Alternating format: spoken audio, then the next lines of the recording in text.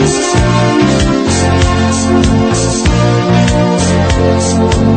is a Thursday, and you know what that means. It's a men's calling show with yours truly, DJ Sodza.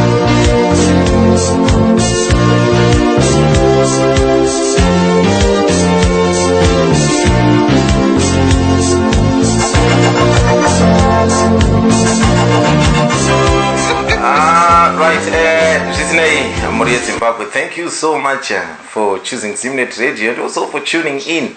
I know that some people are busy in the diaspora, but they spare time. We value your listenership a lot. So please, thank you so much for that. Where do we start? A lot of things have been happening in Zimbabwe there, and especially for the past week, and really a lot of things have happened. But right, Salima Skerasego, South Africa. DJ Sodza. Oh, okay. So your radio was on, but it's off now. Thank you so much. How are you today? No, my TV was on. I am very well. Well, yeah, I'm okay. Right. And how are you? And how is Benford and Gilbert? And who's that other one there? Right. Ah, okay. my Zukuru. Hello, Zukuru. How is Grace? I've got her inside my basement. I'm feeding her plenty Sodza. Because she doesn't like Sodza. She only wants brown Sodza. I said, no. I feed you eat Sodza. No, she says that is the cattle feed, maize. And what is she? She's trailer trash. She eats that Sodza or she's starved. Right. And the Okay. two boys, I got them flipping in my... Okay. Sally, thank you so much. Mukoma Benford Masira say. Madiji DJ. Ndikati Masira seigo. Kuno kuchene kwakadi kwenyu. Tinofara tisiko zvatunzwa Trump ari kukurudzira some racists there. Is it true? I don't think so. Yeah, I know. I don't think so. He's a good man, isn't he? But I've realized that probably I am a supporter of Trump to an extent that even myself I couldn't imagine. Right, So, okay. I don't agree with what people are saying and what is going on. Okay, no, that's fine. So you think Trump is a good man. Okay, thank you so much. Mukoma Wilbert, how are you in Manchester? I'm having a good laugh with this story. Your first lady. You can't stop laughing here. It's not a laughing matter, is it?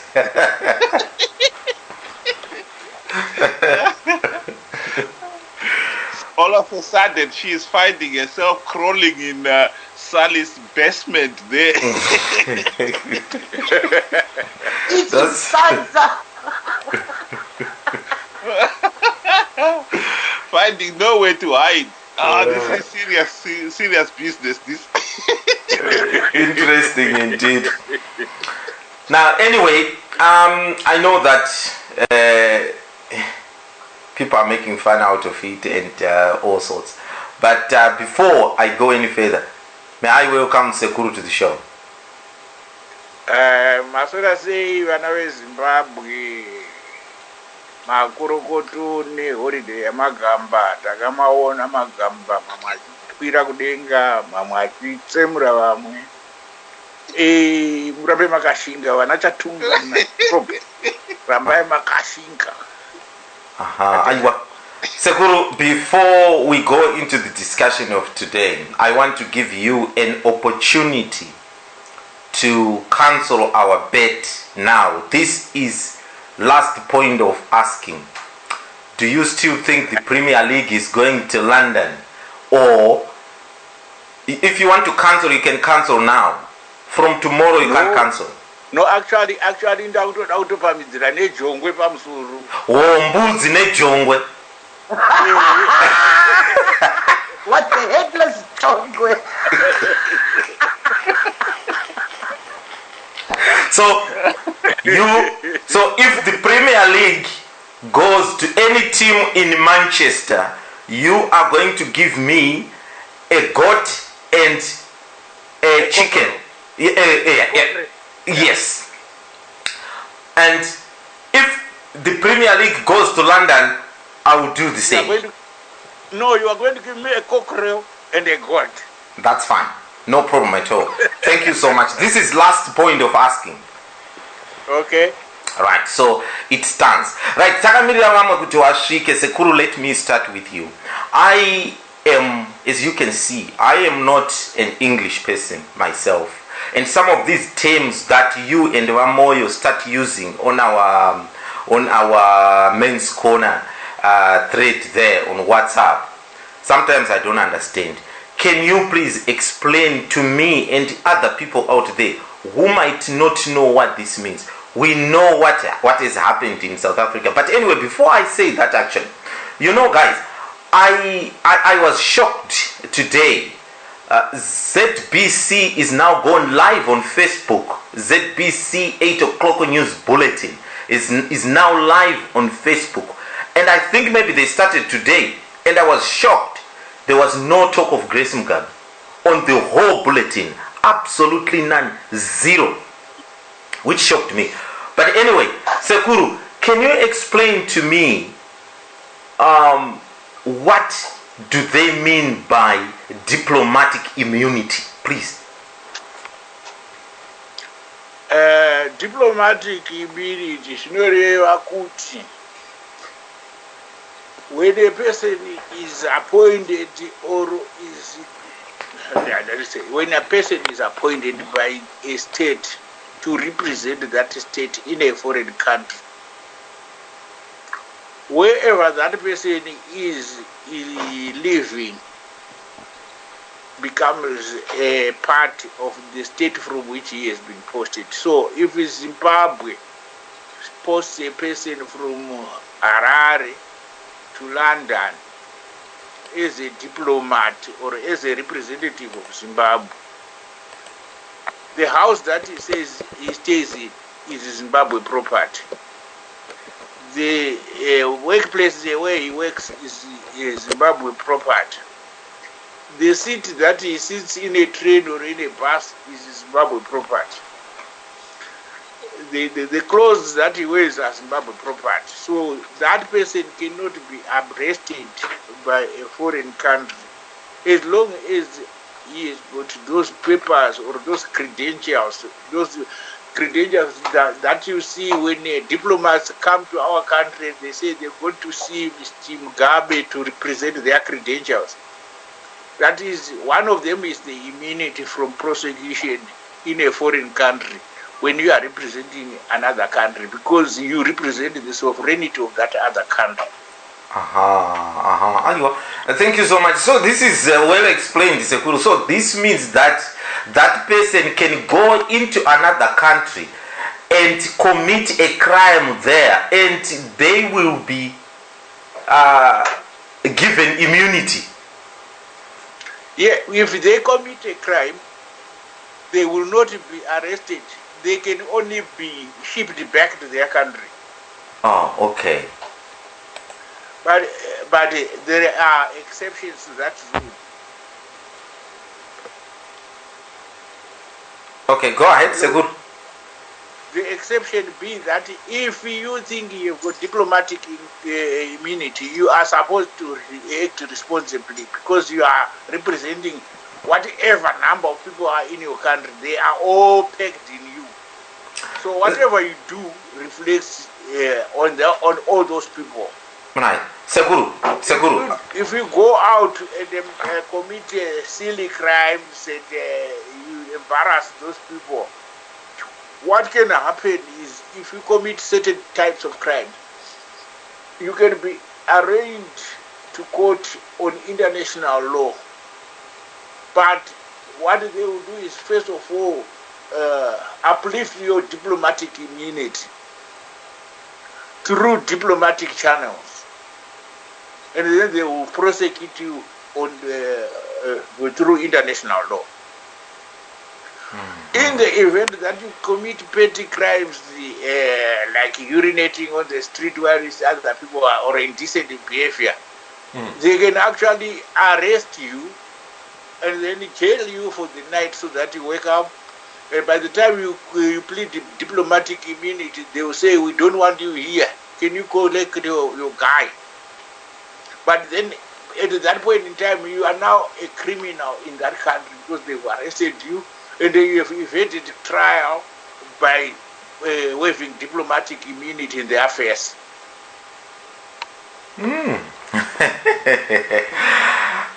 So still I'm not quite understanding it. So if that person goes to another country and kills somebody, commit murder there, then that country can just ship that person out of that country.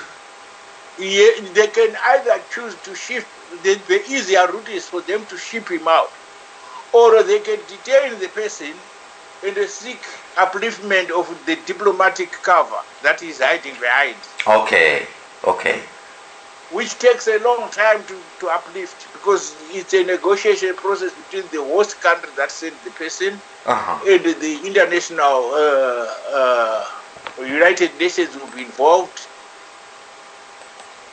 in place of the international community, and the host country will also be involved as a complainant. All right. Aywa, Sekuru, thank you so much for trying to explain to me that. Now, let me start with you, Sekuru. What do you make of all this Grace Mugabe fiasco in South Africa there? Where is this going to end? How is this going to end? We are hearing that this young woman now, the family said they've been offered money by the Mugabe family and they've refused it. Yeah, what we know is the Zimbabwean scenario is corrupt. Everything in Zimbabwe is corrupt. That is, everybody, including the president, is corrupt. So they are used to getting away with corruption. But this time they've committed a crime and they are trying to use their method which works in Zimbabwe. It's not working in South Africa, not because the South Africans are not corrupt, no, but because of the eminence of the crime. They know that they can get better if they prosecute it than be given a bribe. So if they hold on to the point of prosecution and getting a conviction, then they become international celebrities. And that will earn them much, much more than any bribe anybody can pay. So it's now a political brinkmanship at play. Because the international community is now focused on this story or developing story. And they want to see what is going to happen because it now impacts on South African justice system. It now impacts on the SADC. It now impacts on the AU, African solutions for African problems. They want to see how Africans will solve their African problem where somebody beats another person and they pleads diplomatic immunity. Now, Sekuru, were you shocked as I was to see that today I could watch the development of this story in the UK on Sky News and I could watch it in SABC, but when Zimbabwe ZBC News was on, there was not even a mention of it. Are you surprised as I am? Not at all. You see, that the problem is in Zimbabwe, the Mugabe family is untouchable. Whoever it is, it might be an illegitimate child, it might be a Mzukuru, it might be whatever you think. Anybody related to Mugabe is untouchable in Zimbabwe. So there is nobody at the national broadcaster with the guts to mention the name in bad light. Okay. Thank you so much, Sekuru, for that. Sally, you are in South Africa there. What are they saying about this story? Is this water under the carpet now?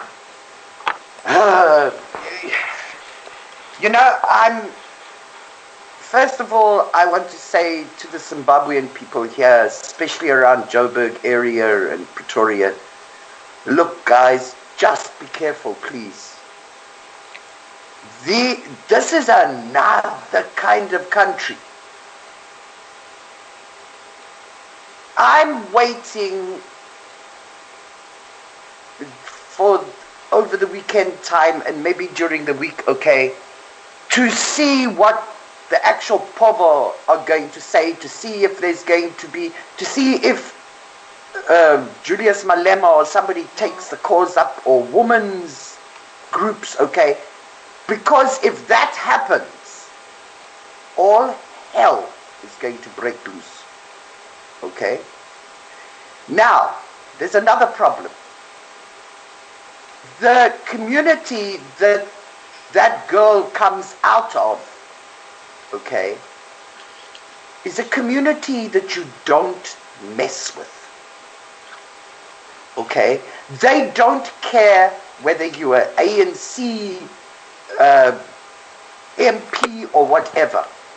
If you do them wrong, en masse, they are going to go for you. Okay? And these guys are armed to the teeth. And they don't care about consequences. You've got to understand something in South Africa. The people have no faith and no trust whatsoever in the police and in the justice system. They've been bitten too many times. So now we have vigilantes and we have people justice.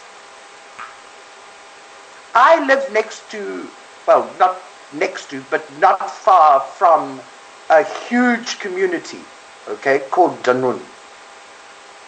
There, if you get caught stealing somebody's 100 Rand phone, okay, nobody calls the police.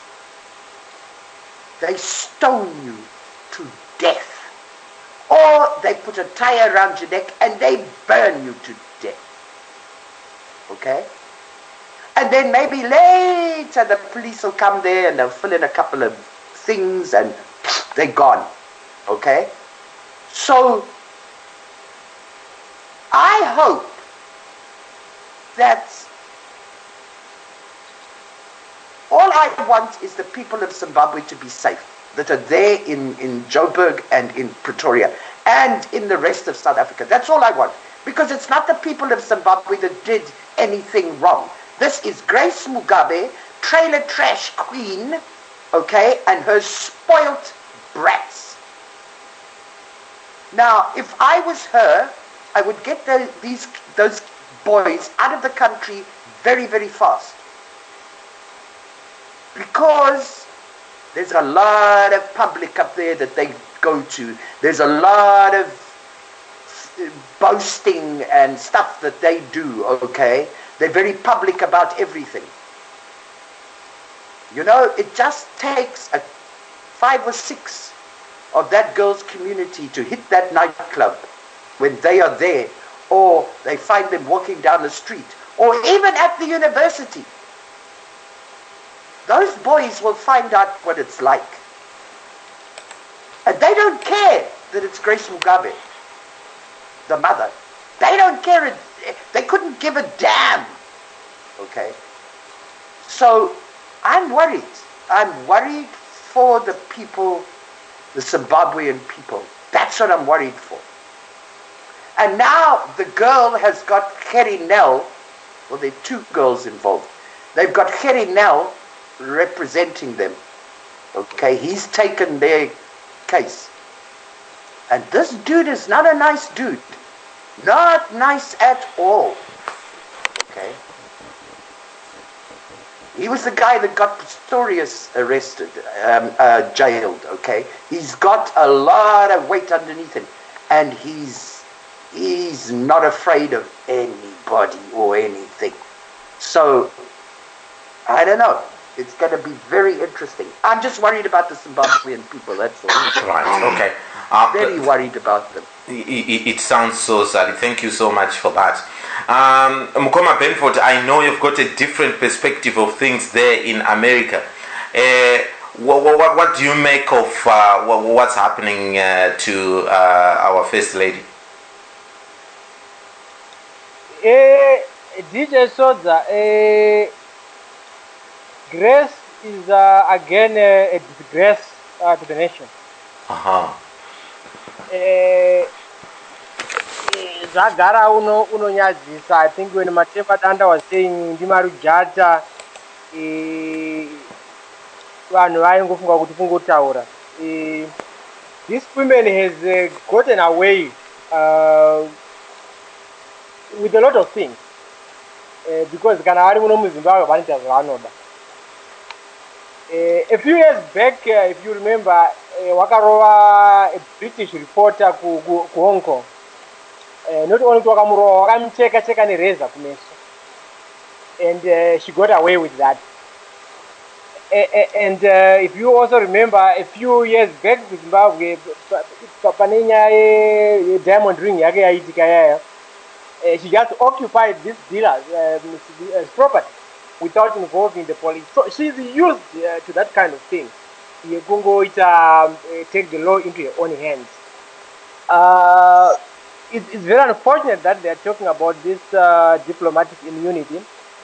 And probably for the sake of maintaining government-to-government relationship, she might end up being granted that immunity, which would be very, very unfortunate because they're going to set a very, very bad example. And these women will feel that she's above the law and she can do whatever she wants. I'm hoping, I was following the story over the last 2 days very, very closely. I'm hoping that at some point, both Zimbabweans who are in South Africa and South Africans would mount a very strong demonstration. Pasadak meeting in if Grace is attending there as a spouse, they should all be united and make it clear, not only to Mugabe, but to Sadak, that Grace is not welcome with that kind of behavior. Under normal circumstances, you would have expected that Grace would immediately resign from her position as Women's League with NPS, because she is not worth leading any group of women in Zimbabwe with that kind of behavior. We know it's not going to happen. She's not going to resign from her position. It's not, ideally, we would even want her to resign from being the first lady. I wish it was a position that somebody could resign from. Because she is not worth representing any Zimbabwean as our first lady. So, while we are still at crossroads in terms of this case, I'm hoping that justice will be served. And I was happy that she tried to give this lady some money, and the family and the girl has refused that settlement, and they are going to pursue justice. I think guys, the politics, politics aside, Grace should face, justice should be done for this girl and for all women to send the message clear. If the South African justice system betrays this young girl, I think it would be a disservice not only to Africa, but to all of the people in the world who are for democracy. That's what I can say at this point. That's what you can say at this point. Thank you so much for that. And Mkoma Wilbert, you said you were laughing earlier on about this matter. I mean, some people might want to say this is a non-issue. We shouldn't be discussing it. But how disgraceful was Grace? I think the most important thing here is that she has done a lot of things and got away with it, and it is pleasing to note that in this particular case, even if she's finally granted the diplomatic immunity, she has done herself a lot of damage already, because this case, the way she behaved clearly shows that this is somebody who is really not suitable to hold high office. She is first lady, and she is aspiring to be president, and she goes around and she takes the law into her own hands and beat up somebody. This was not a question of it was self-defense. She attacked the girls, So this is totally unforgivable. And in this particular case, the fact that the issue has been put on the public platform for public debate, it's in itself a very good sign.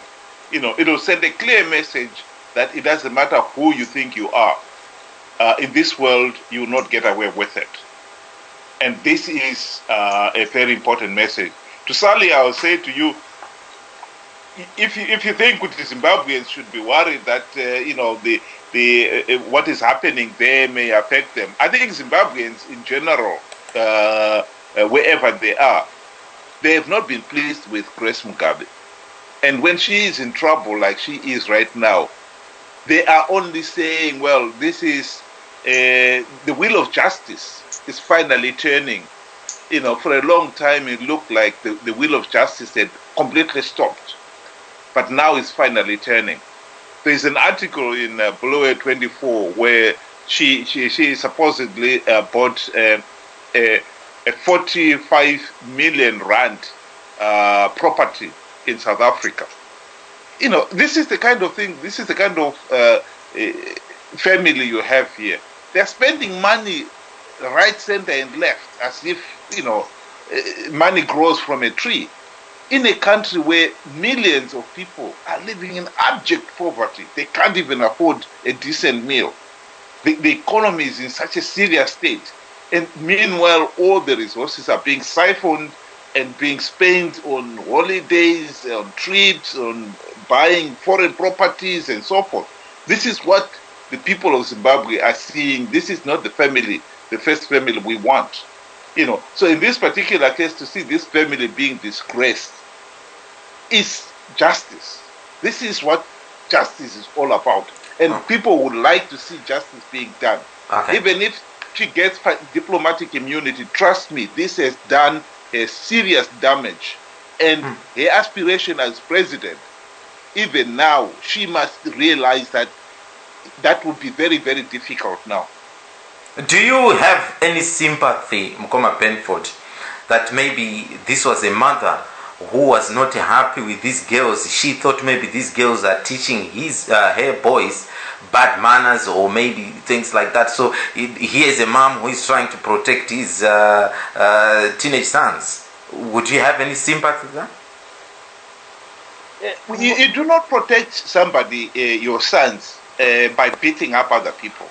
Let's get this very clear. But they are teenagers. Yeah, they're grown men. And in this particular case, even if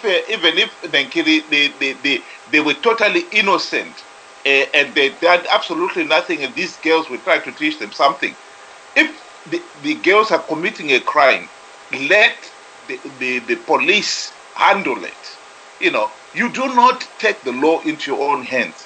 And in this particular case, to the point of beating up somebody, to doing so much damage to bodily harm to the other person, and for somebody in her position as well. Because let's face it, there is no doubt that her position had a lot to do with her guts to do all those things.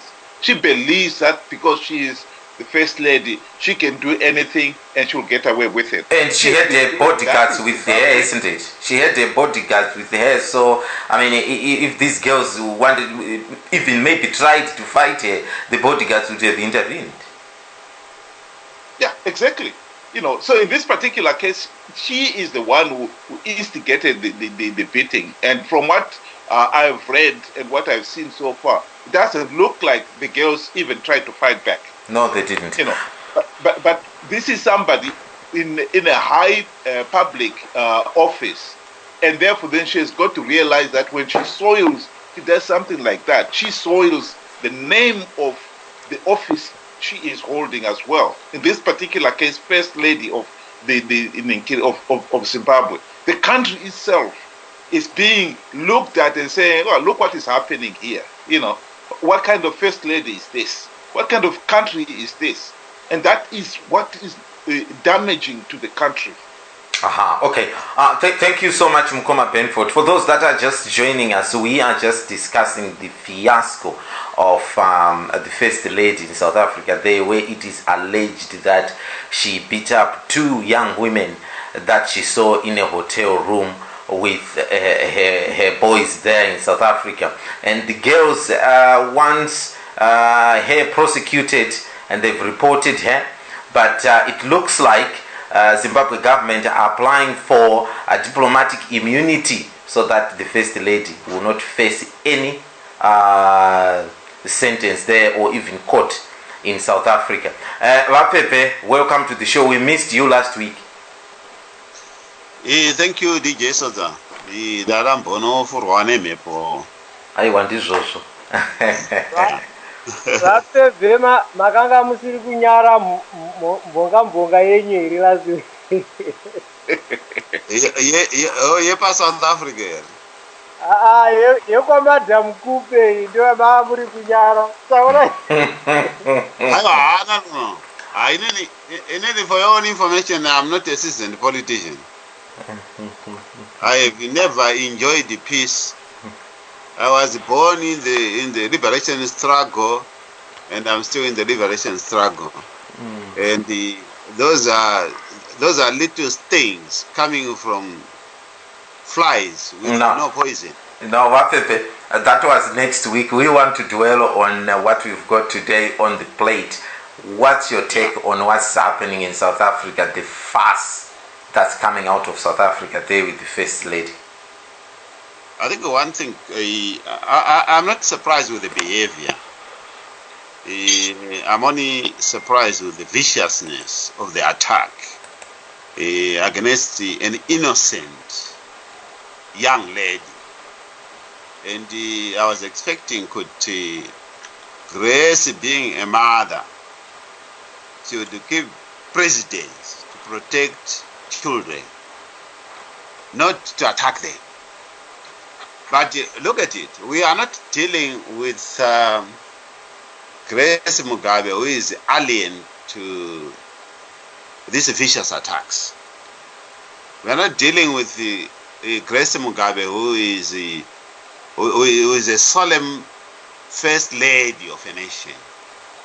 Yes, I know good. She produced a diplomatic. She is arguing on diplomacy, but does she know the definition of diplomacy?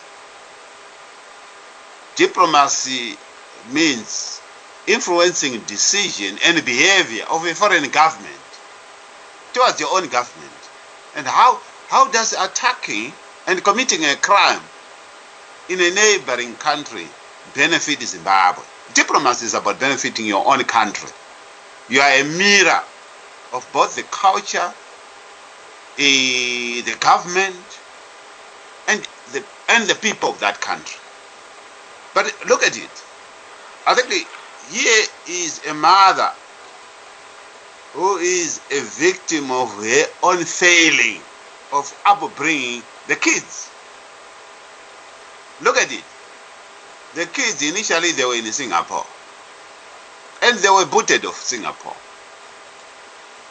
The same kids were then transferred to United Arab Emirates. And what happened? And they were booted of that country. In a shameful manner, where they've been dealing with the drugs in a country that they know takes nonsense of any drug peddling. And they were at a close of being executed. Until the president and the first lady, the first family had to commandeer a jet to pay a ransom to release them. And these people, the same kids, they managed to find some accommodation, rented accommodation for them, luxurious accommodation in South Africa. And they were booted from that luxurious accommodation. And then they were rented in a hotel, where now we are now discussing this issue coming from the same hotel. So it's a ripple effect. We are not talking of an incident. We are talking of a series of processes emanating from the first family. And not only that, we are also reflecting. Let us reflect on the behavior of Grace Mugabe. The way what she is doing to the government of Zimbabwe and to the people of Zimbabwe. We know that, right? So I am not surprised about the behavior. I would have expected that she was going to do that in Zimbabwe, but doing it in another country, I think that is taking that freedom too far, or that is Zanuism too far. But let me say, in conclusion, that I sympathize with the family, I sympathize with Gaberilla, and what I want to say to her is that I understand that she has refused compensation, which is a noble thing, and she must continue to do that, and to press for charges against Grace Mugabe. Right? Yes, we know that she's putting across diplomacy as an excuse for immunity, but the husband is 93 years old, right? The day that Robert Mugabe ceases to be president and Grace Mugabe ceases to be the first lady. This is one case that, because it has happened in a neighboring country, there are lots of other cases in the country and in neighboring countries, which you and me might not know, which will revisit this first family. And she's not doing any good at a time that Mugabe is 93 and they are at the tip age. They are living at the edge of a cliff edge. The day that Mugabe leaves power, that's the day that they will be arrested. And I can actually talk from my own perspective that I sued Mugabe in America. Mugabe didn't attend the court, but the court continued, and the court actually never mind that the Mugabe didn't appear. A verdict was actually reached. And whatever the case, there is a decision, there is a court ruling. Whether he claims immunity in one form or another, the day that he is out of office, all those records and all those cases will be implemented. So yes, that's my contribution, DJ. Thank you so much. Maybe let me ask you, are you surprised as I was, coming from my day job, trying to see what's happening in the world, looking at the Barcelona bombing, and for the first time I watched the ZBC News on Facebook Live, and I thought, wow, this is a new thing. And I watched the whole news. There was no mention of Grace. I turned to Sky News here in the UK, and they're talking about Grace issue, and SABC are talking about Grace issue. Am I missing something here? I'm not surprised, because if you look at it, ZANU-PF has institutionalized all apparatus, be it of the government, civic societies, and any institution in the country. So there is no distinction between ZANU-PF, between the first family and the government. I think this is the problem that we have in our country, is because our institutions are not professional enough. Our institutions are not strong enough to move the country forward without partisanship. And if you look at the UK, within UK, the Prime Minister of UK, you can change Prime Ministers, but the institutions are strong enough. You can actually find the institutions can run the country, UK. The institutions even of USA, they can run the country because they are neither Republican nor Democrats. Yeah. And they're either conservative or Lib Dem, etc., etc. Okay. The same, I think this is where the problem is in Zimbabwe, that we are talking about ZBC, we are talking about ZTV. And there is no it's not between those and KSC, and they are trying to protect their own jobs. Yes, it's not only ZBC. I was following the story, and I listened to radios in Zimbabwe as well. And some of these radios are so-called independent. Not a word about it. Not a word about it. Where is this country going? How do you call an independent radio owned by Superman Wanzira, who is Minister of Information? How can that radio be called an independent radio? Okay. You know, this is a quasi. You know, it's stereotyping in a manner.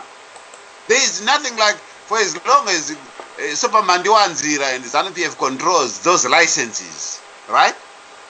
Those people are not independent. Right. Okay. Thank you so much. Mukoma teach. Maskera Segwa. Taskera tazo ndaona kuti matinonoke kusvika hapo. Ndandapa sekuru mukana wekuti sekuru following the results of last week's Premier Leagues, do you want to cancel the bet that the league is going to Manchester? I'm staying with the same notion that the league is going to London and nemkono ejongwe pamusoro pembudzi. So I just want to put that on record. It's noted. Okay, thank you very much. Thank you. Atido anozoramba back in 10 May next year.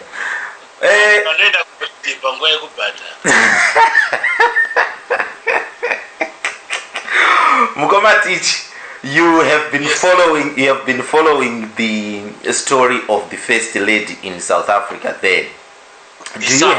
Do you have any sympathy with her? No, I have absolutely no sympathy with Grace for what she did. And I have no condemnation whatsoever against AfriForum, although I know it's run by former apartheidists. The truth of the matter is that Grace created the opportunity for her detractors and the anti-Mugabe bandwagon to jump in. She created it. No one created it. No foreign intelligence service. All on her own. The drama queen has finally got the world's attention that she has always craved. She's got it in bucket loads. You see, so at the moment, the only sad thing that really has affected me, that has been revealed, is the humongous mansions she's buying in South Africa at unbelievable cost. Now, you have a 94-year-old husband who is expecting to retire or to die. Why are you buying mansions? You should be preparing to go to Kumusha or at these blue roofs. What the hell is... I mean, even if he gets out of power, you want to go and stay where? With a 94-year-old husband. Why would Mugabe want to go and stay in exile in apartheid South Africa? It doesn't make sense. Why is Mugabe even allowing it? You see, so to me, whilst this drama is going on, and I'll comment on it though, that I find more sickening, given the troubles that Mangunja and others at the Reserve Bank are struggling for foreign exchange, even for imports, even for electricity imports. So, what the hell is going on there? Why are they buying mansions? We know that the kids were kicked out of Dubai for whatever reason. They're living in opulent luxury. And now the good South Africa, they're doing the same. Yet we are being told to tighten our belt in Zimbabwe. We are having to send much more money than we used to do before to help the relatives there. And someone is buying a mansion outside the country with a husband who is 94, who's supposed to go to Kumusha or to go and stay and be out of it. When is Mugabe going to stay in those mansions? What are those mansions for? What's going on? Are they aware that they've got their own crimes that they are afraid of? To me, it sounds like someone who is afraid of something and creating a nest somewhere where to go and hide. Because internationally they can't go. Singapore is only okay as long as Mugabe is alive and they've got diplomatic immunity. If Mugabe dies and or loses power, Singapore is not a no-go area. Because suddenly you don't have that diplomatic immunity or the etiquette that you are granted. So South Africa, being the place where she was born, would have been the next alternative. All I see is someone preparing to move away from Zimbabwe. That's what I see. So I just thought we should highlight that for our listeners, that there is a big developing story in that regard. It hasn't actually been fully looked at because of the drama surrounding this assault GBH. But that's a much more important story for us as Zimbabwe. Can I come in quickly there, just to add something to your story? Yes. The mansion that she has bought, she was renting that, for a year before she bought it. She's paid 45 million rand for it. It's in Sandhurst, amongst the world's rich and famous oil barons and everything. Now she is looking at another one, in that same area. I can't remember if it's next door or across the road. And the one that she bought, for 45 million, was to be renovated because it wasn't in that good a condition. So she's paid 45 million for it, well, supposedly. Now she's renovating it. I mean, when is this going to stop? I won't say anymore. I just wanted to add that in for you too. Thank you, sir. Sorry. The media is awash with those stories, and that they're looking at a second property within a stone's throw of the original one that was 45 million rand. But that's a concern. Now, just going back to the issue of the actual prosecution or the demand for a prosecution by South Africans, which AfriForum has latched onto. I know my ZANU-PF friends were saying, hey, it's now the Boers versus us and you need to take a side. I say, how stupid can you be? The first and foremost thing that you need to understand that there is a case. And these people are using the laws of their country, which unfortunately we have, but we cannot use, to actually ensure that justice prevails. Why would I want to take sides on the basis of someone who has decided to go to other people's country and bash their citizens and expects to get away with impunity, using diplomatic immunity? So at the end of the day, the truth of the matter is, where the former apartheid activists within AfriForum are now sponsoring or pushing for her prosecution or maximizing her embarrassment, the truth of the matter is that she is the author of her own demise. She is the author, 100%. No one asked her to go there. She didn't need to go there. She could have gone there and said, oh, my bodyguards did it and she didn't have done it. And she would be a saint today. So at the end of the day, she took the law into her own hands, as she has done. If you look at the issues, go back to Zimbabwe, just recently, a veteran of the liberation struggle, Santimoyo, was kicked out most unceremoniously. Yet, Santimoyo was Grace's political mentor for years. Now you look at Sarah Mahoka, went around shouting at Munanga, and what ended up happening? Sarah Mahoka was dumped. So you look at these people, they've left a trail of victims along the way. and she doesn't care about women. So all this issue about women, she is not one of those. She is happy putting down anyone she perceives to be an enemy to her husband. And we should all gleefully be happy that now she has authored herself a situation that puts her in the spot. Let's see how she wriggles out of it. She will definitely try. Zuma is more likely to try to find a way for them. But the truth of the matter is that if there are independent bodies there, whether they are former apartheid or whether they've got a racial undertone to them, is neither here nor there.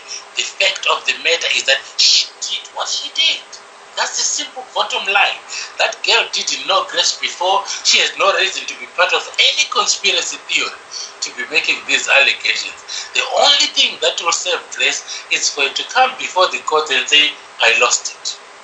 And be willing not to be dragged kicking and screaming the way she's allowing it to roll on. Right now, they want to allege that there are other underhand dealings. Take it from me. There is Western countries that are not happy with what is going on and what she is doing and the failure to manage succession. They will, of course. That's what is natural. That's what politics is. They will take advantage. And they can even sponsor behind the scenes that girl and say, how much did they offer you? We'll give you double. Take it forward. And they will do that. And rightly so. She should know that. She wants to be president and she doesn't know how to avoid such scenarios. She does not deserve to be first lady, let alone to be president of our country. She's too stupid. She can't understand geopolitics. This is geopolitics. If there's any foreigners involved in this scenario, we can't be saying we have to sympathize with it. She is supposed to know because this is not going to go. That's how international relations are built. That's how influence peddling is done. That's how they protect their interests or promote their interests. She exposed herself. She's got no one else to blame. Zambia can come up with any propaganda they like. I am with Gabriella and I am for the prosecution of Grace. But Mkoma Tishi, do you feel that she's going to be prosecuted or Zuma is going to intervene and say, listen, these are big people, they can do what they want and get away with it? Mkoma says they are missing the point. She is already under persecution in the court of public opinion. Okay. It doesn't mean how she will wiggle out of it. Every international media has it. Every country that she's going to go now, we're going to be watching her. She has been tamed, my friend. Forget about whether they will succeed in getting her into court and in chains, kicking. It doesn't matter. She's there already. Right now she's on trial. As we speak. She's not used to Tongwa like this. Right now, out of Tongwa, she's confined in a little room in a mansion. She can't travel freely and with an entourage of bodyguards ordering them about. She is stuck. And she's listening to the news like we are doing, like, she's now like whispering, listening. How far they? She's going through it, man. Forget what you are looking for a formal court appearance and forget that. Right now, what she's going through, there's no taming of the shrew that beats this one. Al Jazeera is reporting it now as well. Thank you so much. Zvandakuita panapa tina Vamoyo, he's desperate to say something on this issue, but Vamoyo musati mataura rekaiti mbopinda muchitoro. Be back after 2 minutes. To Rushinga with Mfumi right there. Shadi, the man himself. Yes. How are you, boss? I'm okay. How are you? How is Harare province? Harare province is okay. Yeah, you're doing well there. Very fine. Hey, Chamela boy. Yeah. How is it? Everything cool. Yeah? Everything cool. Team Grace. This is the team to Rushinga. Team Grace. Yes. This is the team here. Yes. Here is PC for you. Tukumbonoona tukufamba sei kugadzirisa sangano kuti nyika idzokere muvanhu vatema. Zvinoda vanotaura vakasununguka. Haikona kuva nema leaders anoti kana achitaura ka unotoona kuti upfumi wako hwaenda. Havakupe this feeling yokuti zvaari kutaura munhu kawa zvinotipa keshi. Isisi hatidi munhu akadaro isi. Saka tienda kuna Grace. Because zvinotiita easy kapanyaya keshi apa. Andaura mari ende ukatarisa iye futi semunhu. Ane mabusiness mudzimai uya. She's a business woman of note. Hakuna munhu anogadzira ice cream nefreezer akomana achindoita business achibudirira. Look at the product. Chizvionera wega. Munhu wacho womuonawo futi. Ende munhu wese iko zvino akananga kuna amai. Ndizvo zvino Richard. Munhu wese kuna amai. Vakomana, that's Shadrach talking. Come on. Munhu wese kuna mama. Come on. This is a disclaimer. The opinions expressed by contributors during radio call-in shows are solely those of the individual callers and do not reflect the opinions of Zimnet Radio, DJs, presenters, managers or administration. Listeners are encouraged and advised to seek the services of qualified professionals for their personal problems. In touch with the best online station, Zimnet Radio. Make the whole world know about your business. Advertise with Zimnet Radio. Email marketing@zimnetradio.com. It is a Thursday, and you know what that means. It's a men's corner show with yours truly, DJ Sodza. Ladies and gentlemen, welcome. You are listening to DJ Sodza live on Zimnet Radio. Join DJ Sodza and his informative team live every Thursday at 9 p.m. UK time, discussing Zimbabwean politics.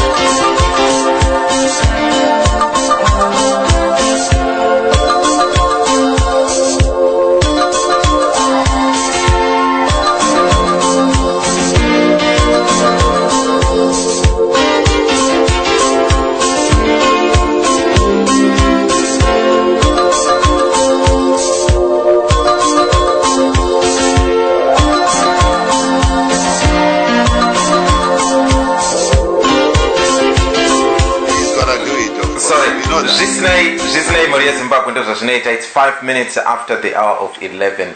May I take this opportunity to welcome each and every one of you guys out there listening. This is the Men's Corner Show. Today we are talking about the issue of Grace Mugabe beating a young woman there in South Africa. Now we are hearing that the government are liaising with the South African government so that the First Lady can be granted immunity, diplomatic immunity. But earlier on, reports were saying that the First family had offered a lump sum of money to the young lady, but unfortunately, the young lady refused it. She wants the First Lady to be prosecuted rather than receiving this lump sum. Vamoyo, regain kuchingamidza pachirongwa. A very good morning to you in Australia there. Maswera sei mukoma inini kunondamunda zvakanaka. Aiwa zvinofadza chose. Zvinofadza chose. Muri kuionawo sei nyaya iri kuitika kuSouth Africa yekunzi Mai Mugabe vakarova mwanasikana uko. What's your take on this whole story? Do you condone what the First Lady did?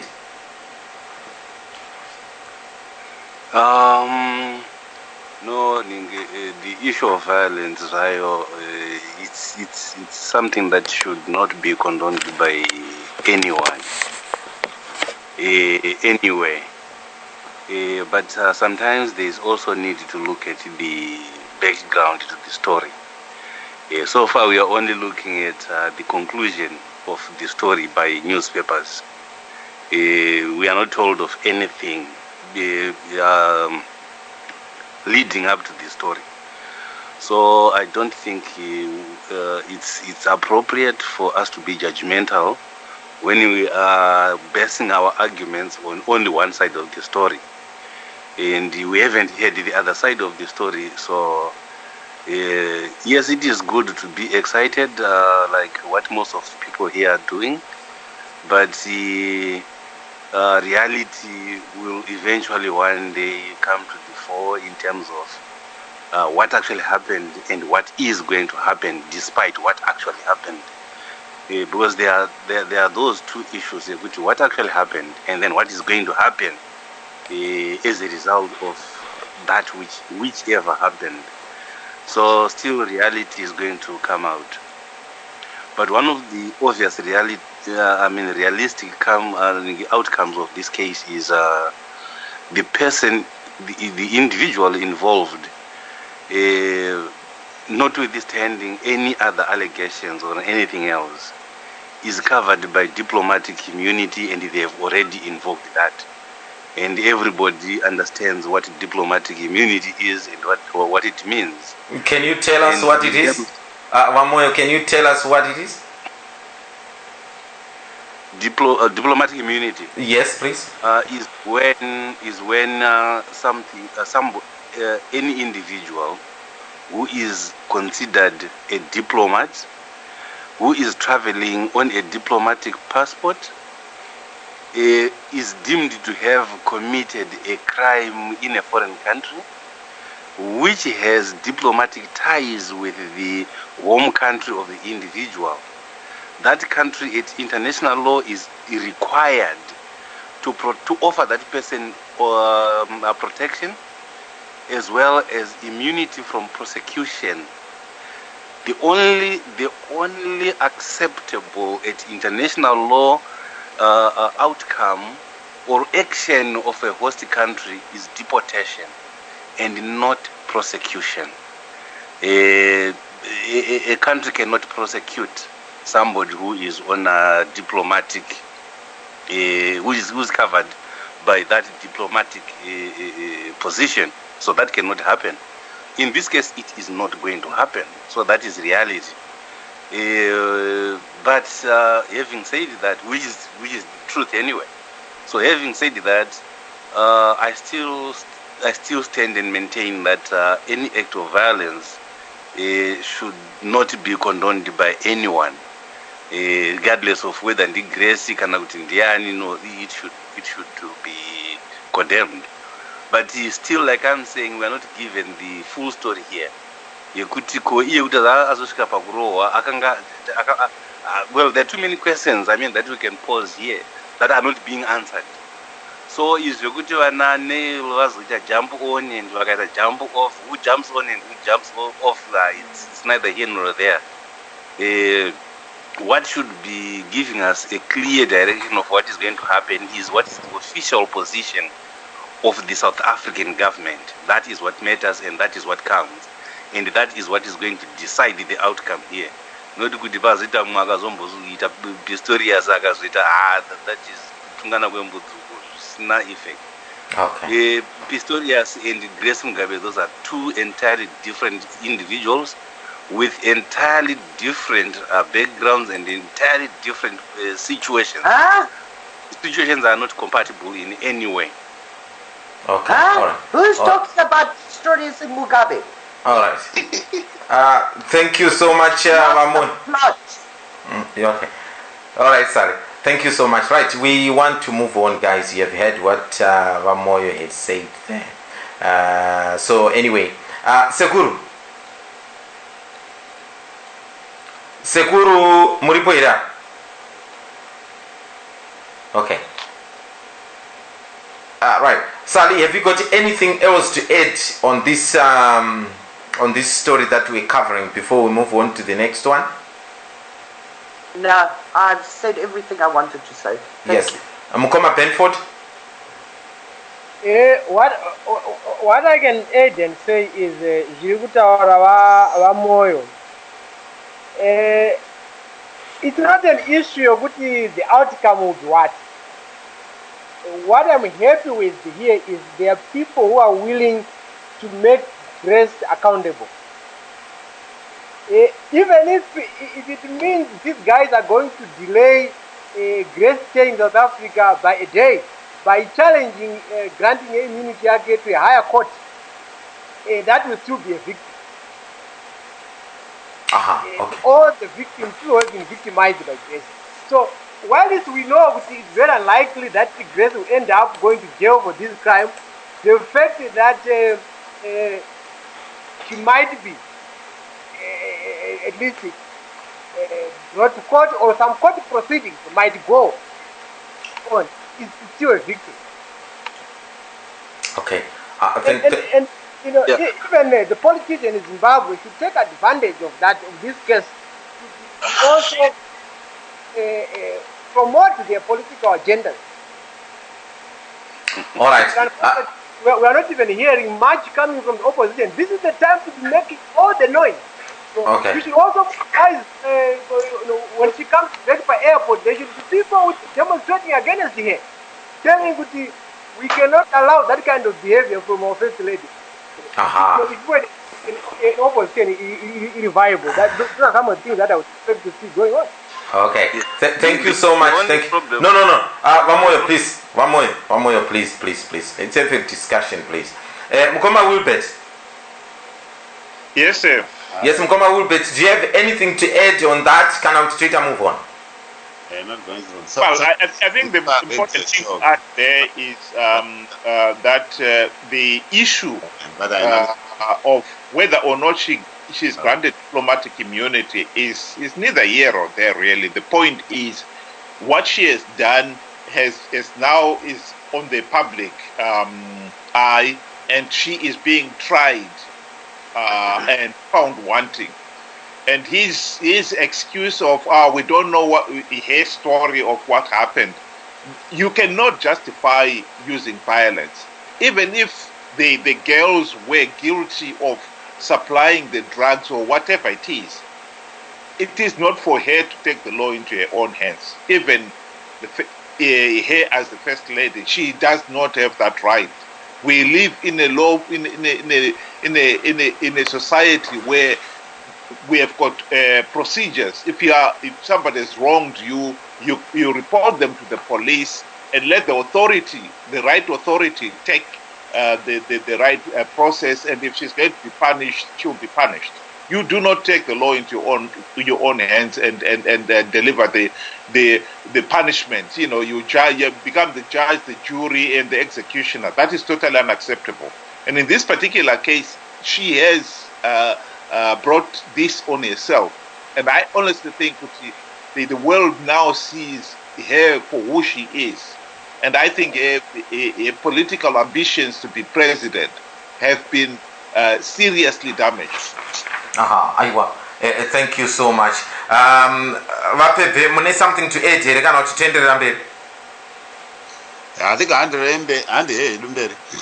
thank you so much. Mkoma teach anything to add on this or toenda mberi? Itafara kuti tite add to it. Okay. Point inonyanya kuda kuti cautious papa. Ndeyekuti the Zimbabwe government has submitted a diplomatic verbal. It's a request for someone who is offended to be treated with diplomatic immunity.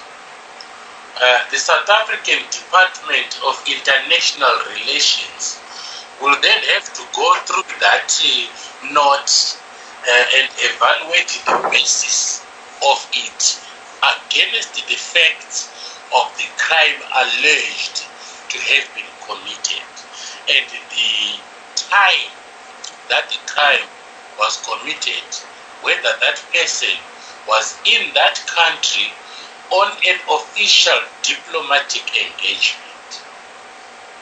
And it is on that basis, subject to either being opposed or agreed by whoever is interested in the case.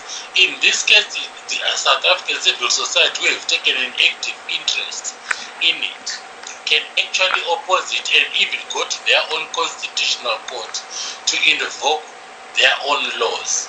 So this is not a situation whereby Grace is automatically going to be granted diplomatic immunity, regardless of her standing.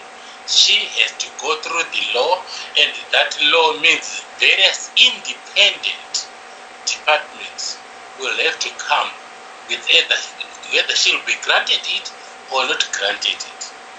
We all know that the ZANU-PF government and the ANC government are in excellent books. So it is easy for people to assume that it's automatic. It's not. It's actually going to be a genuine legal process where she will have to hire good lawyers and pay top dollar for them to argue the facts in court. And I can guarantee you it's not going to be willy-nilly granted, even more so that it's here.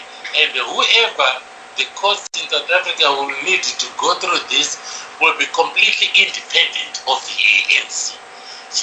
They will get a point where her fate will be decided by an independent member of the judiciary, not the ANC government. So she has granted diplomatic immunity, and that diplomatic immunity has only been applied for. It has been requested. They have requested. It's not automatic. It's a process. No. That's all I wanted to say, Nkomo. Okay. Thank you so much. Ramoyo, have you got anything to add on this story, or shall we move on to the next one, please? No, it's just a short one. Okay. Diplomatic immunity is not a matter to be decided by a court of an individual country, which is the reason why even the police themselves, they are no longer making pronouncements on the case. They are now waiting for the department to make a pronouncement. They are not waiting for a court verdict. So this is not a matter for court. It is very clear in terms of what is diplomatic immunity and who should grant it or deny it thereof. Who should? It's absolutely a matter for the South African government, not the court. No, it's got nothing to do with the South African government. Hold on. If that was as my dear brother wants to allude, the Zimbabwe government would not even have been bothered. The president would not even have gone early to South Africa. It would be just the Minister of Foreign Affairs to Minister of Foreign Affairs. Boom, boom, boom, boah. But I mean, look, I know my brother stands on a certain particular podium. It's very difficult to climb down from it once you've taken a position on this matter. But I'll tell you in no uncertain terms that the Zimbabwe government invoked this when police had already received a charge and had requested the suspect to present himself for a warned and caution statement and due processing of the charges that had been laid by the victim. So this is not a clear-cut case of invoking diplomatic immunity, because there's also the aspect where she was on a private visit, not on an official engagement. And she was on a private passport as well. That's neither here nor there. We can spend all day arguing about it. These are the simple facts, is that it's not automatic. Okay. For her. The Zimbabwean ambassador to South Africa, he probably would enjoy it just like that. It's not. This is a visiting person who was visiting in a private capacity. It was not. Grace Mugabe's diplomatic passport is on the basis of a spouse. And if she was not with her husband, or if it was the time where it's on the itinerary that first ladies would come at the closing ceremony of the SADC summit, where she will be on official engagement, then that will be the case. She was not there at any conference or meeting with anybody or members of the South African government in any form or shape. She was there purely on a private visit. That's it. But that does not change her status as somebody covered by diplomatic immunity. So yeah, I mean, hold on. I'm just you saying, can talk platform. We can argue all day long, and I can counter whatever you're going to say. But I think, Moyo, Boy, I think DJ Sodza and teach. Look, I mean, if it was as easy as Moyo want to allude, then you'd have these people on a diplomatic passport, flying all over the world, committing crimes in the name of a passport. It doesn't work like that, please. Moyo. Mm-hmm. Okay. This is a matter of fact, right? Once a case is before the police, it has to be investigated. It has to be brought before the due process. Not in Zimbabwe, of course. In Zimbabwe, there's Zimbabwe, but this is South Africa, and they have to argue to say, okay, just like in the USA, I can give an example of the case in USA. Yes, Mugabe did not appear, but later on Mugabe had to argue, had to present, had to hire lawyers to present the immunity aspect of it. But what happened is the judge then said, okay, you may be arguing that you are immune because you are a current sitting president, but you cannot argue of immunity because you are first secretary of ZANU-PF. So he was then charged because of him being a leader of ZANU-PF and instructing ZANU-PF militias to attack and maim and kill people. So even Mugabe had to hire lawyers, which means Teach is right. If Mugabe had to hire lawyers to defend, then Grace, how come Grace can be just left off the hook? It doesn't work like that. Okay, let us assume for a brief moment that what you are telling us here is the truth. Which is? Yeah. But what I want to say is, you are saying the court still went on to prosecute and hand down judgment. Yes. Has judgment been enforced? No. No. Why? No. Okay, I will explain why. Right? The judgment. This is. I think you were not here when I actually contributed to this case. That irrespective, right, of that Grace is the first lady of Zimbabwe, the judgment will still be passed. It may not be enforced because of their status at the moment. The moment they are no longer in power, that ruling will be enforced, right? Okay. And this is why you find all over the world, previous presidents and the government officials who have committed in the name of the government, right, ended up in jail or being prosecuted. That's how it works anywhere in the world. Yes, but the question is, if the diplomatic community was automatically given, Moyo, just hold on a moment, please. No, it's not automatic. Yeah, if the diplomatic community was to be automatically given to Grace, okay, when she made the request for the diplomatic community and the Zimbabwean government agreed, how come that diplomatic community is still being negotiated in South Africa? Moyo, all you have to do is look up the South African laws that govern that. Okay? That's all you have to do.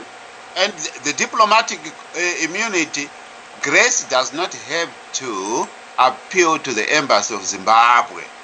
Diplomatic immunity is appealed to the government of South Africa, the judiciary, through the laws, the legal process. And then they will actually look at the laws and see, to say, the crime that she had committed, is it covered under immunity? Because not all crimes are covered under immunity. Okay. Because these people with diplomatic passport can just fly into another country and rob a bank. Yes, okay. All right. Rob a bank and get billions, and then in the name of immunity, and then leave. All right, I'm sorry. Thank you. Cases, yes, that are covered. and then there are certain cases that are not covered. Okay. And at the moment we cannot say until we are pregnant with the laws of South Africa, can we then authentically say that what she did is covered under immunity? Okay, all right, thank you so much. And those are Zimbabwe, thank you so much for that.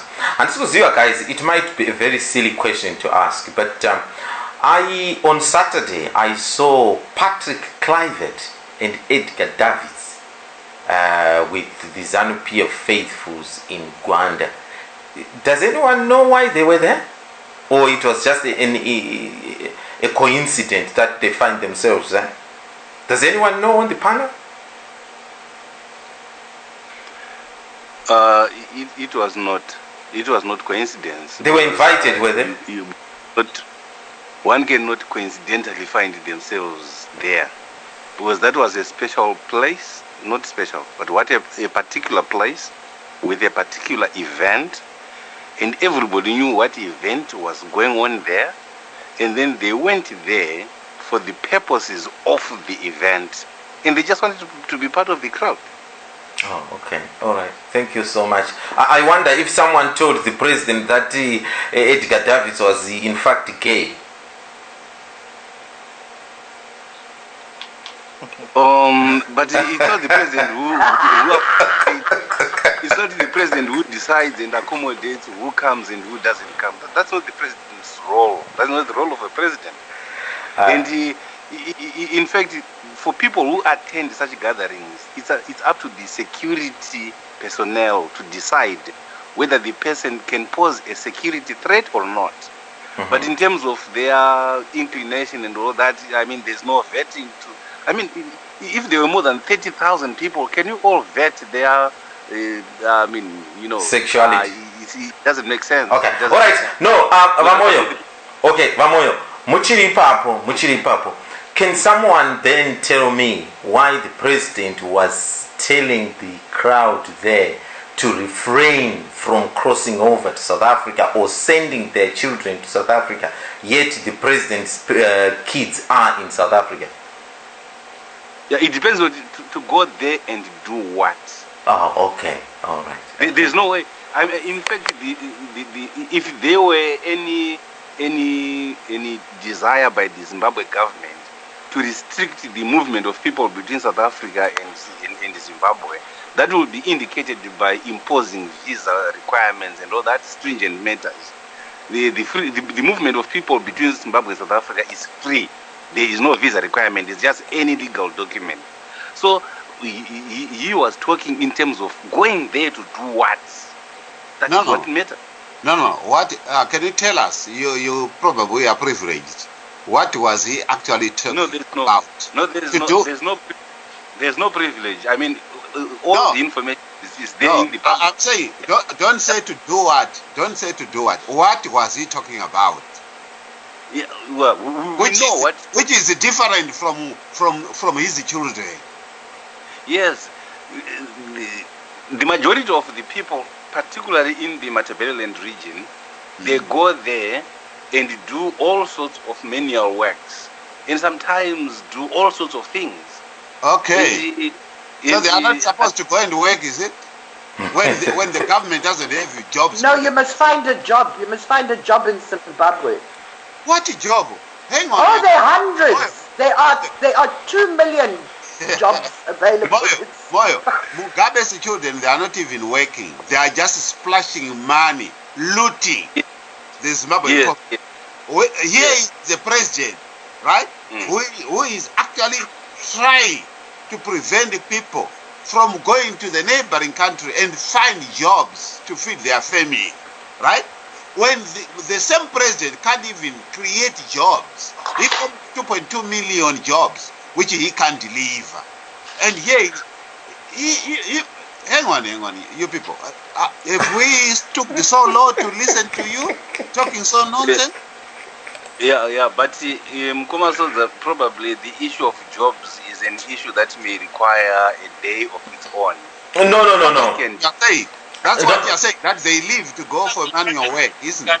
Yes. So it's you who are saying, and it's your president who said that. And we are saying that is actually, that's hypocrisy for the president to say that. Oh, okay. Right. Mkomatishi, what did you make of that, sentiment that he was telling people not to cross over to South Africa, yet his kids are in South Africa?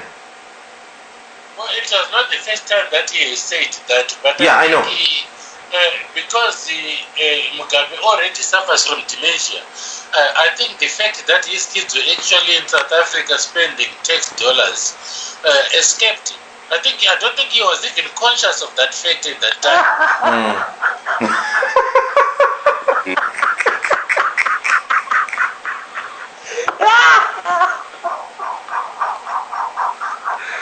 I'm sorry. Right. Thank you so much. Mukoma Wulpeti, what did you make of those, remarks? I think Mugabe is becoming such a serious joke. He is preaching to people where they should go and where they should not go, and yet he cannot even tell his wife. His wife was in South Africa beating up people. How more ridiculous can you? How more pathetic can you be?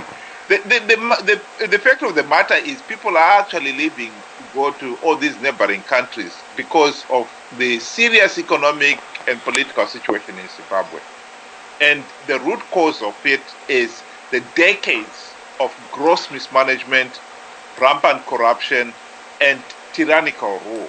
That is the reality. And instead of him looking inwardly and saying, well, let's sort this problem out, he is turning around to the victim and telling them that you should not do this, you should not do that. What else are they supposed to do?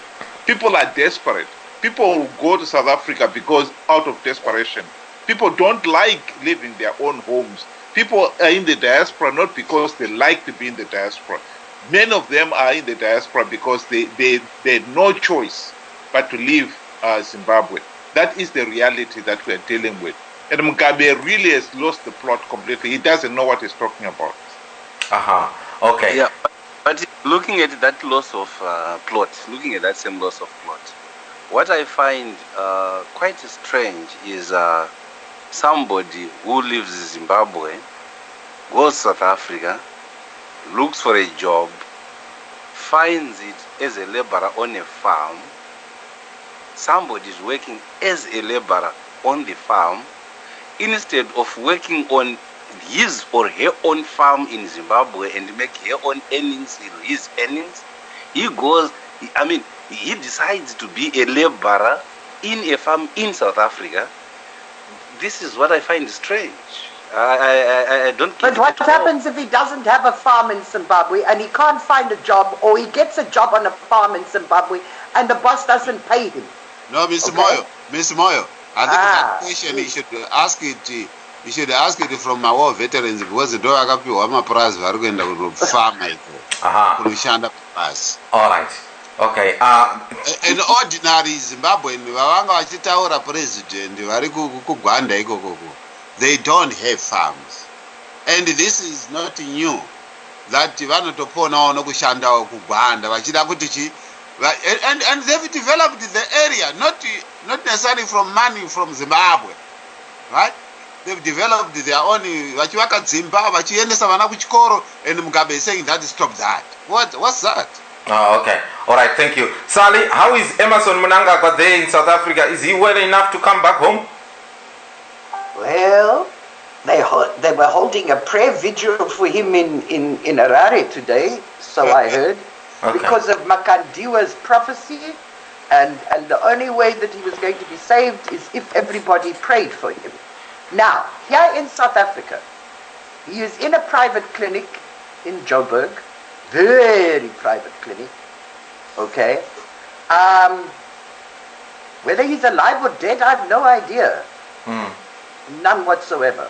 Okay. But you know what's kind of, I'm getting kind of interested it seems that anybody that has said anything against Grace Mugabe is sort of ending up pushing up daisies somewhere. Okay, so hey, I mean the Masingo, what's his name? Mahofa. Yeah, she died. Okay, and she apparently never recovered from her poisoning. Okay, then we have Mnangagwa. You see, what made me suspicious about that whole thing, okay, is why airlift him to South Africa if all he's got is gastric enteritis? He's a grown man. Gastric enteritis ain't going to kill him. Yes, it kills somebody that is malnourished and has some illness and all that kind of business. But not a big sudutla of a man, okay, that's got a very big mouth and everything. I mean, the only thing that he's really got is verbal diarrhea, okay? But, so, why airlift him to South Africa? And then everything's very hush-hush and all this kind of business. Then Grace comes along and attacks those two women. And they weren't even in the son's room. They were in the room next door. So that kind of squashed out Mnangagwa's importance. Okay? Okay. So, I don't... the only thing I could find was about the vigil that they were holding in Harare. Mukoma Benford. Yeah, okay. Mukoma Benford, what say Mnangagwa? Have you got any information that we don't know? No, not that much on Mnangagwa, but maybe I can make a comment on your previous question among my panelists about Mugabe's comments South Africa. I think it was very unfortunate that Mugabe would make a statement like that, because he's the guy who's responsible for economic breakdown in Zimbabwe. And for him to then be telling people not to go to South Africa, I find that to be very ironical.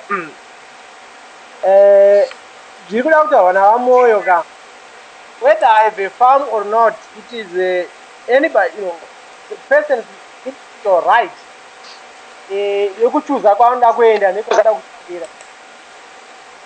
In Zimbabwe, it's worse because people have no choice other than to go to South Africa or to my neighboring countries.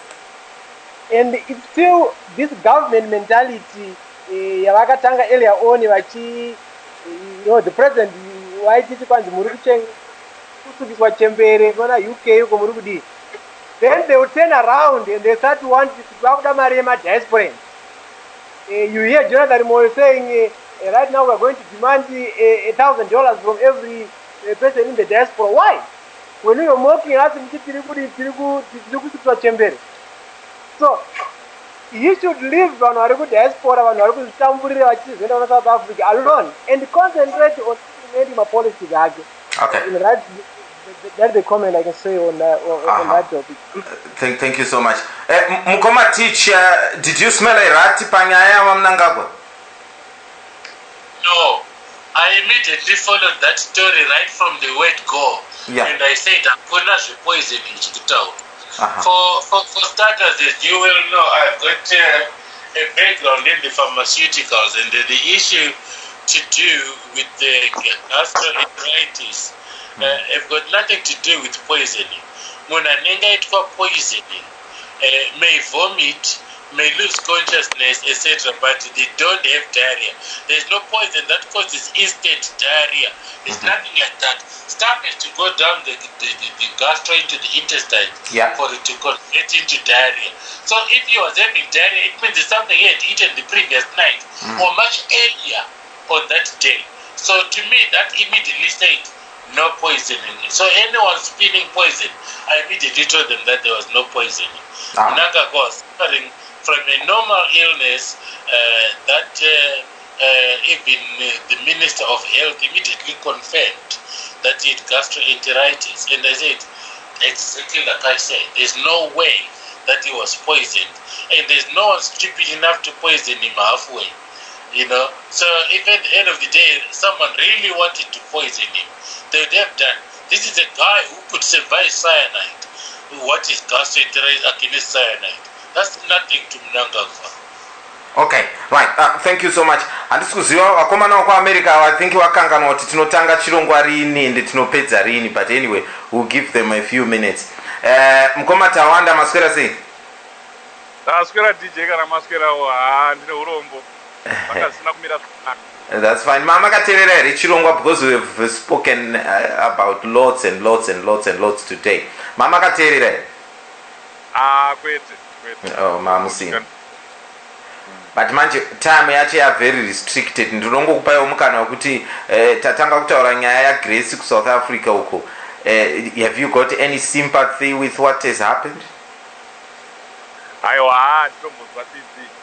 Kutautoronga ma-demonstrations in South Africa kuti vatoyatsopenga chaizvo kuti munhu anenge apara mhosva ngaasungwe.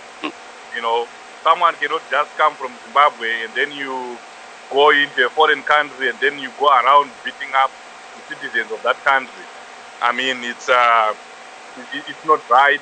And Grace, just like any other person, should face the full wrath of the law in South Africa. So as Zimbabweans, we are talking with other people in other Zimbabweans in South Africa to demonstrate so that we show them that we are not supporting what Grace is doing.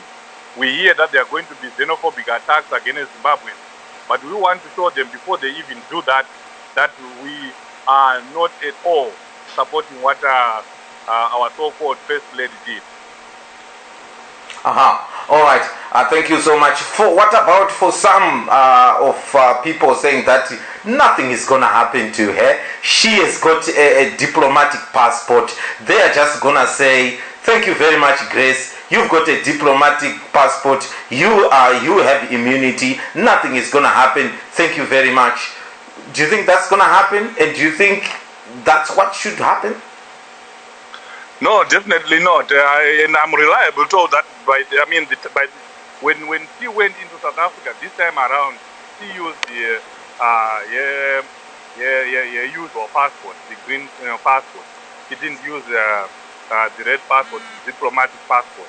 So if at the time of the offense she didn't have that diplomatic passport, then why should she be seeking diplomatic immunity? And I have every confidence that the South African authorities are going to deal with this decisively. Okay, thank you so much. Maybe you might want to comment a bit, very brief, about the comments that the president made in Rwanda there, saying that people should not cross over to go to South Africa. Why should they?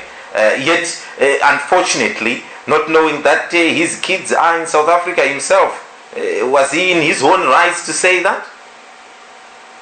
Of course, definitely not. And maybe let me comment first on the issue of Mnangagwa. You know, I've always said that to Zimbabweans, you know, ZANU-PF, whenever we are in an election year, election season, they always come up with these side shows, you know, to distract people from the real issues that we should be focusing on. ZANU-PF knows very well that the opposition is fighting for electoral reform. And that's what people should be fighting for right now. That's what we should be focusing on. We should be fighting for those reforms. We should be educating the people, doing voter education and so forth. But we cannot do that because ZANU-PF is always, you know, throwing a side show after side show, a side show after side show. I mean, we begin from Jonathan Moyo. Jonathan Moyo ajasungwa. And I came on radio and I said, "Apana chipika Jonathan Moyo asungwe." And then it went to Tyson. Kaskwere is going to be fired from ZANU-PF. Anobikwa sei Kaskwere. Ndiye ari kugadzira izvozvi so ndiye ari kuita voters roll, fake voters roll reZANU-PF. Izvozvi ZANU-PF is busy registering people. And it's Kaskwere who is in charge of that. And then people get excited when they, oh, Kaskwere is in trouble, Kaskwere is in hot soup. There is nothing like that. All these are just sides to divert us from the real issues that we should be focusing on. And I'm telling the people right now that we should be in the streets, just like what the Bulawayo youth are doing right now. Tomorrow, they will be in the streets, fighting for electoral reform, demonstrating so that we have electoral reform. and it's going to be a massive demonstration. And that's the way it should be. We mustn't be diverted. Okay, all right. Aiwa, ndatenda zvangu mukoma wangu. Mukoma Tafadzwa. DJ Sodza, right. Yeah, I'm glad to learn that your line is quite clear today and there's no noise there. Thank you so much for sorting that out. That's good. Thank you. Yes, we have talked about a lot of issues here today. Which one do you want to dwell on a little bit? Because I haven't got much time. No, I wanted to first say what an embarrassment to the people of Zimbabwe to have a first lady who goes into a sovereign nation and commits a crime of that nature. It's an embarrassment, but I think we need to take this introspection into who we are as Zimbabwe. How can we continue to have leaders like these? Grace Mugabe right now is hoping and is campaigning for a higher position, VP or president. And this is the person who could potentially lead our country. And I'm saying to Zimbabweans, and our let's keep our eyes on the ball. Let's not get distracted by the news. Let South Africans deal with it. But in the meantime, Isuzu, we are focused mainly on Zimbabwe and ensuring that change can be delivered in 2018, because we cannot continue to have a country that has no form of economic development, no currency, my social services are down, hospitals, look at it. Your first lady had to go to South Africa for an ankle injury. You're telling me there are no hospitals where you can find a doctor, a physical therapist who can help her with the ankle injury? And BP Mnangagwa is in South Africa for, the chico stomach ailment. You're telling me there are no doctors in Zimbabwe that can treat that. But that is where we are. Zimbabwe, we need to wake up. We need to focus on getting ZANU-PF out of power in 2018. And so I think Komatawanda said what I mostly wanted to say, which is let's not be distracted by this. Let's keep pushing for electoral reform. Let's keep pushing for alliance. Let's keep pushing to make sure that you go and register and vote. That's my message. Don't prize any baba. Mugabe and South Africa, they are going to deal with each other. I am a lawyer, out of court settlement. That's their issue. We know what she's done. Our advantage is the awareness of the person that we're dealing with, and we shall deal with it in the ballot box. Thank you so much. Ndina vamwe vachangotibata Uncle Roy maswera sei. Maswera sei andiri kusizwa kuti makuvhara saka ndachingwa one statement. No, that's fine. I've got 10 minutes. Mukoma taura zvinhu zvamuda kutaura. Which story do you want to dwell on a little bit? Yangu ya Mrs. disgraceful. Oh, okay. Do you think what she did was disgraceful? Yes, it's disgraceful. You are. Okay. Because vachinji vese vari kunzvenga pane one point yavari kunzvenga saka ndangoti ndingopinda ndingoti big up kuna mufana Robert, big up kuna Chatunga, because we needed someone from within, from inside kuti adestroy urero. Saka vari kuita basa, vari kubika doro rekumwana vafana ava nevari kugadzira mbanji dzakawanda. Because we need them vafana ivava vari kuitisa kuti usachita benda. Brilliant.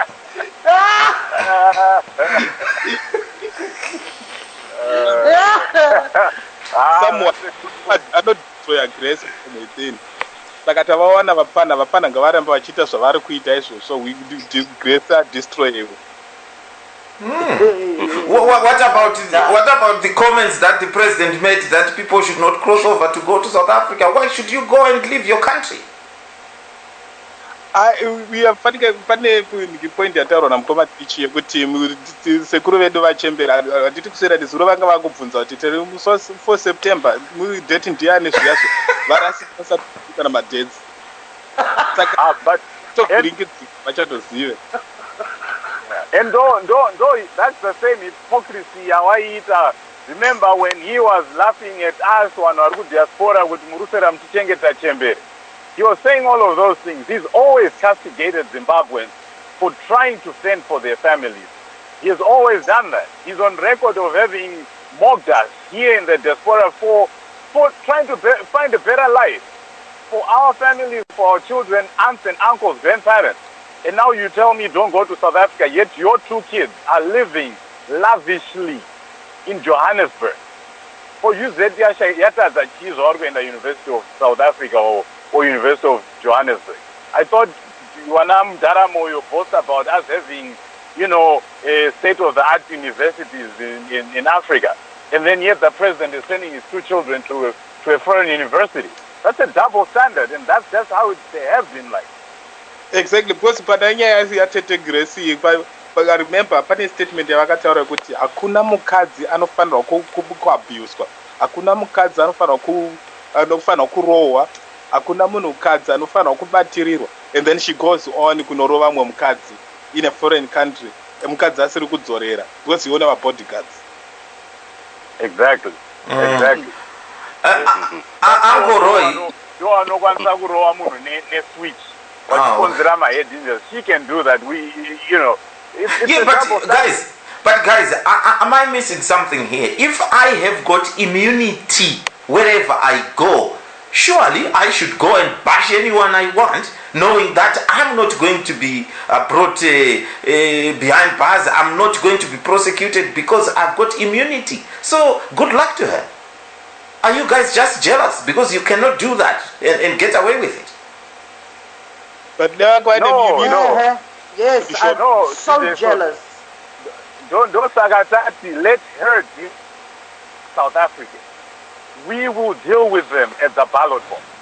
That's what I said. Because we cannot afford to have leaders of that stature. You can't. That office, that position she holds is the First Lady, carries weight amongst the people of Zimbabwe. And we can't have a First Lady who moves around the world beating up people.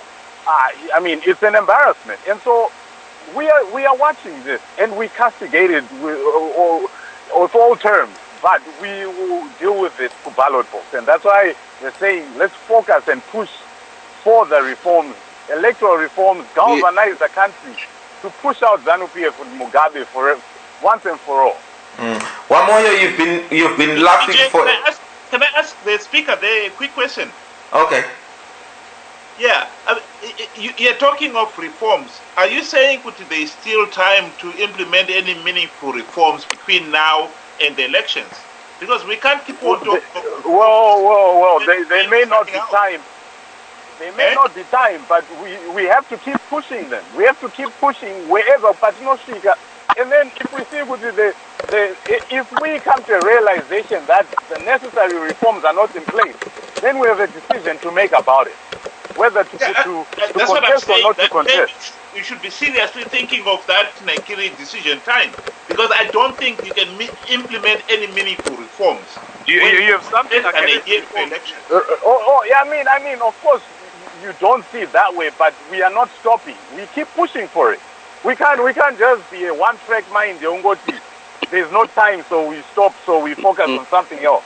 All options are on the table. Fine, I'm sorry. Wamoyo, you've been laughing uncontrollably there. What's so officious there, brother? No, it's a lot. It's a lot in common. Just a little bit of it is these people are good. ZANU-PF comes up with these child shows to distract them. How does ZANU-PF make them distracted? It's them and for anybody who doesn't know his destination, wherever he is, he thinks that's Africa. And if he moves over to the next step, he thinks he doesn't know where he's going. And these are the people who get distracted. And for somebody to say, no, in fact, the issue here, Mugabe, Arku, Matebelelendu. Remember, he was addressing the same people that we are on whose behalf we are now trying to complain. But they themselves came to listen to him. He is still to go back to Matabeleland again. He still has another leg Matabeleland to go. And this time is actually in Midland. Will the same people come? Or will the people there still come to his rallies, or they won't come? They have to. Those that are, no, they don't have to. They have to. That they've got no choice. Yes, but it's not everybody who is going to come. So the issue is, you people, your actual problem, although you can wish that you are going to meet on the ballot box, you don't have the numbers. That's the problem. You will be there, and this was all, but it's the case of a cat which is showing its teeth on an approaching haulage truck, where even the driver may not even realize that there's a cat there. So this is the situation that you have. You simply don't have the numbers, and also you don't have anything that hold you together. That's why you get sidetracked by these simple things. In fact, the issue of grace, I didn't think people would discuss it this much. I thought it was just something that is going to pass and go unnoticed. The first lady. Hold on. First lady of a country. Are you serious? Another country. No, and he stood up. No.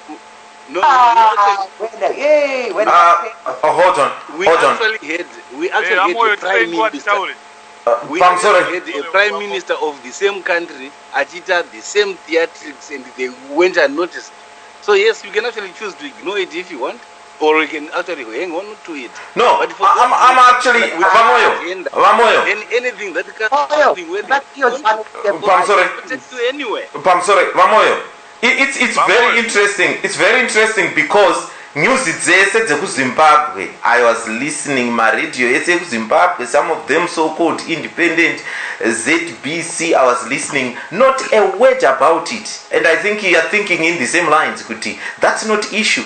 Grace can go and bash people there, and it should just be kept quiet because this is a diplomatic immunity that she has got, so it's not even news. We understand that. Yeah. One thing that you need to understand, for any publication, what it considers newsworthy or not newsworthy, it depends on its own audience. According to its audience, what do they want? In any case, Bible. Light a candle and say a prayer. In any case, for your information, the Herald and the Chronicle are the largest selling newspapers in Zimbabwe at the moment. Despite the existence of a whole host of other newspapers. So it's a matter of what people want. And remember, these people are buying, and they buy what they want. So they have the option to buy one daily news, but the Herald and the Chronicle remain the largest circulating newspapers there. So those people have to understand what their own people want, and then this is what they deal with. So all right. It's not somebody from who can remotely control the content of a press anyway. No. All right. Those people know what they are doing, yeah? Okay, Wamoyo, Kwanziko na Tete Shalati here, Hansi DJ Sodza. This Marufu family is possessed. Remember Reward Marufu, Grace's brother who was posted to Canada as a diplomat. Akarova mwana wake vekubereka akadzingwa kurova mwana wake nechahwepu chaicho akadzingwa ikoko. He was called back to Zimbabwe, and what did they do? They rewarded him with a very big farm there. Right. Mkomata Wanda, you got 2 minutes. Yeah, nangopa message kuna Moyo. You know, your message today is go back to your handlers.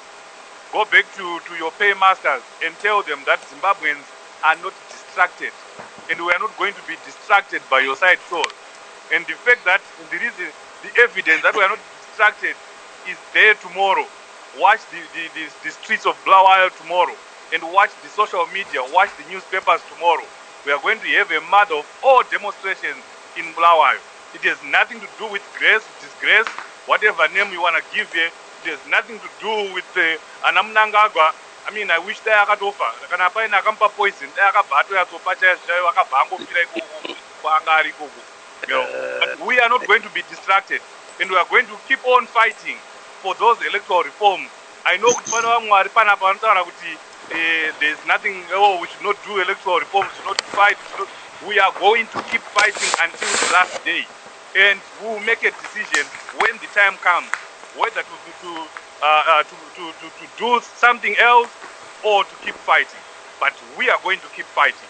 Tomorrow will be in Bulawayo, and there will be a yeah. We are not distracted.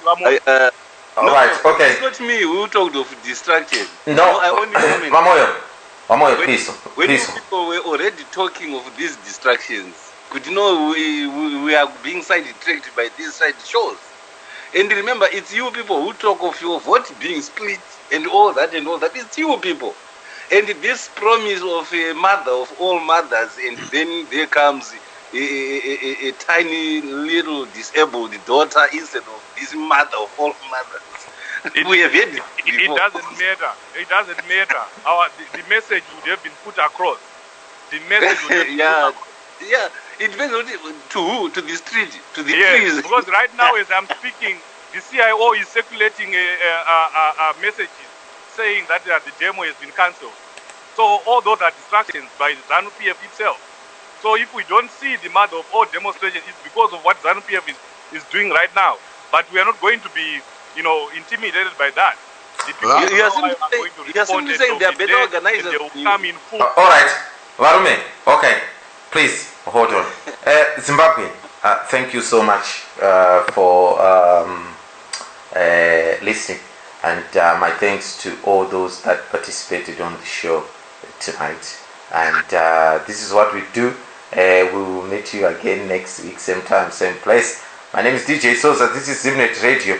Ndokusira imakaterera kambo kubva kuna Sifasa Mashakada Mushakavu achiti basa ndasiya ndapedza. Please do take care of yourselves and your loved ones. See you next week.